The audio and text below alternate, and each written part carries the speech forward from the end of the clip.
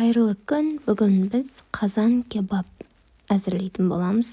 Бізге қажетті өнімдер ет, картопты қатты ұсақтап жібермеңіздер және осылай құрғақ болу керек. Одан соң бізге дәмдеуіштер тұз, қара бұрыш, қызыл бұрыш, зире және паприка қоссаңыздар да болады. Одан соң күнбағыс майы, пияз және менде алдын ала ұсақталып туралған укроп. Қызып тұрған қазанға майды көбірек қып құйып аламыз.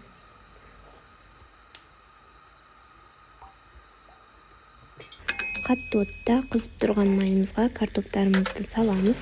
Картоптарды қызарғанша жақсылап қуырамыз.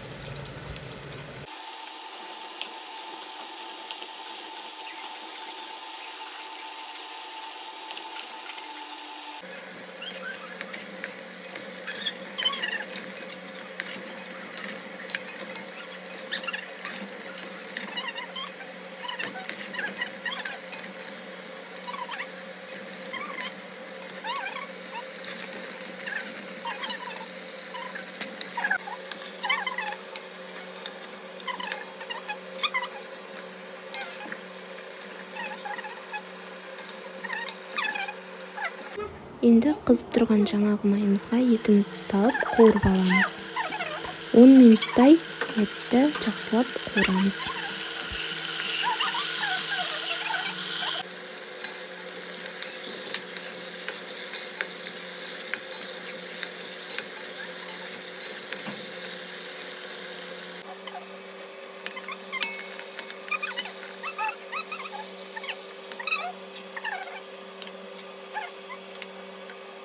Енді картопымызды бір ыдысқа салып, көз мөлшерінде тұз, қара бұрыш, қызыл бұрыш, зиремізді салып, жақсылап араластырып аламыз.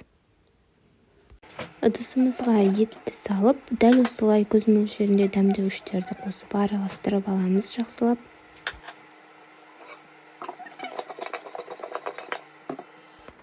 Қазандағы артық майымызды бір ыдысқа құйып аламыз. Қазанымызды жумай ары қарай пайдалана берсек болады. Бізге көп мөлшерде май қажеті жоқ. Төбіне майымыз қалдырып, үстіне қуырылған етімізді саламыз. Оның үстіне картоптарымызды саламыз. Қақпағын жауып, 1-1,5 сағатқа бұқтырып қоямыз ең жай отта.